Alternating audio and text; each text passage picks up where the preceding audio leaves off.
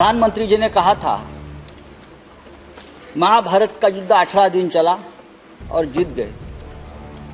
हमें 21 दिन चाहिए कोरोना का युद्ध जीतने के लिए। और कितने 21 दिन चाहिए, मैं ये सवाल हमारे नए हेल्थ मिनिस्टर से पूछना चाहता हूं। इसलिए कि एक युद्ध में 2 साल के युद्ध में एक हेल्थ मिनिस्टर का तो बलि का बकरा बना दिया।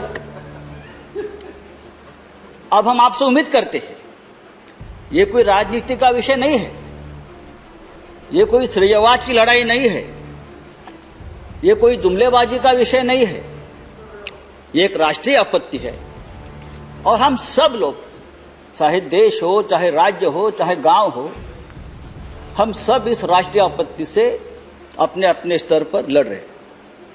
हम सभी ने यहां जो बैठे, हम सभी ने इस काल में किसी ने किसी को, नजदीक व्यक्ति को खोया है। ऐसा मंजर हमने कभी नहीं देखा। स्मशान में 24-24 घंटे तक मृतकों की कतार लगी रही थी। एम्बुलेंस 2-2 दिन स्मशानों के बाहर एम्बुलेंस लगी रहती थी। गंगा के जहां जहां गंगा का प्रवाह चलता है, पटना तक, बंगाल तक, जहां वहां तक ये कोरोना के जो मृतों के शरीर तैरते तैरते वहां तक जाते थे हजारों। लेकिन कल वाराणसी में हमारे प्रधानमंत्री जी गए, वहां बहुत प्रशंसा की। वाराणसी में तो सबसे ज्यादा, देखिए क्या गंगा मैया झूठ बोल रही थी, जो अपने साथ इतने शवों को लेकर हमारे सामने आ रही थी। गंगा मैया तो झूठ नहीं बोल रही थी। जिस तरह से, जी हाँ, और जिस तरह से गंगा के किनारे, जिस तरह से गंगा के किनारे हजारों शवों को दफनाया गया जैसे भी लाकर, वो हम सबने देखा है, पूरे विश्व में देखा है। और इस शवों का अपमान, डिग्निफाइड मौत नहीं मिली उनको, अंत संस्कार नहीं हुआ।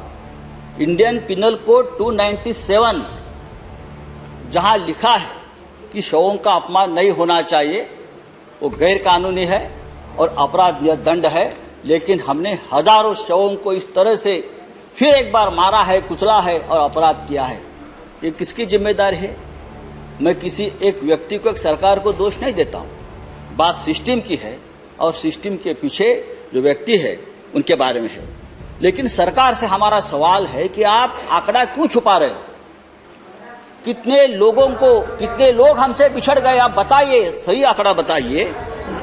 जो रिपोर्ट्स है वो सरकारी आंकड़े से ज्यादा है। 10 लाख वैक्सीन पड़ा है, मेरे पास यहाँ आंकड़ा है। मैं स्टेट का नाम देके नहीं बोलना चाहता। कई स्टेट के पास 15 लाख पड़ा है और ये स्टेट के रिप्रेजेंटेटिव यहाँ मुझे ऐसा कह रहे हैं कि वैक्सीनेशन स्पीड से करो। वैक्सीनेशन स्पीड आपके यहाँ स्टेट में है, उसकी कोई व्यवस्था होगी, उन्होंने थोड़ा स्टॉक रख के करना हुआ, ऐसा सोचा होगा, हमें कोई दिक्कत नहीं है। लेकिन उससे हम राजनीति नहीं करना चाहते हैं। व्यवस्था सुदृढ़ हो और कोरोना क्राइसिस के सामने हम अच्छी तरह से लड़ सके।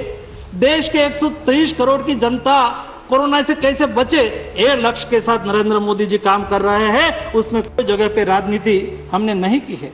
जब एक क्राइसिस शुरू हुई तब से मैं फार्मा डिपार्टमेंट देख रहा था, केमिकल्स फर्टिलाइजर मिनिस्ट्री का, मुझे पता है जिस तरह से दुनिया में जिस क्राइसिस प्रारंभ हुआ था और वहां की जो स्थिति थी, मैंने इंडिया से बेस्ट मेडिकल इंफ्रास्ट्रक्चर जिस कंट्री में माना जाता है, एक कंट्री की लाचारी देखी है। ये लाचारी के सामने तैयारी करने के लिए लॉकडाउन लगाया गया था, ताकि देश में हम पीपीपी किट का निर्माण कर सके, हम लेबोरेटरी की व्यवस्था कर सके, हम N95 मास्क की व्यवस्था कर सके।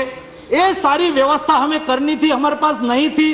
ये लॉकडाउन लगाने से हम उसको रोक पाए। स्प्रेड स्लो हुआ, तब जाके हिंदुस्तान धीरे धीरे व्यवस्था खड़ी कर दिया। और उस वक्त फर्स्ट वेव में मैंने देखा है, उस वक्त जिस तरह से दुनिया की स्थिति हुई थी, डेवलप्ड कंट्री की स्थिति हुई थी, मोदी जी को कॉल आता था, जयशंकर जी को कॉल आता था, हमें हाइड्रोक्सीक्लोरोक्विन चाहिए, हमें एजिथ्रोमाइसिन चाहिए, हमें पैरासीटामोल चाहिए। ऐसे कई कंट्री थे एक एक वीक तक उसका कोई फार्माकोपिया, हमारे फार्माकोपिया से कोई लेना देना नहीं था, हमारी मेडिसिन उसका फार्माकोपिया के अनुसार नहीं थी। सारा रूल्स रेगुलेशन छोड़ के हिंदुस्तान से प्लेन लेके आते थे, हम मेडिसिन उसको देते थे। इस स्थिति में हमने 123 कंट्री को मेडिसिन सप्लाई किया था, उसमें से 64 कंट्री ने, कई स्थिति हमारे लिए गौरव की भी बात होती है, हिंदुस्तान के लिए गौरव की बात है, 64 कंट्री ने भारत के प्रधानमंत्री मोदी जी को थैंक यू, कोई ने ट्वीट करके थैंक यू किया, कोई ने किसी ने कॉल करके थैंक यू कहा। इस तरह की वायरल वीडियोस और देश और दुनिया की तमाम बड़ी खबरों के लिए जुड़े रहें अंधभक्त के साथ।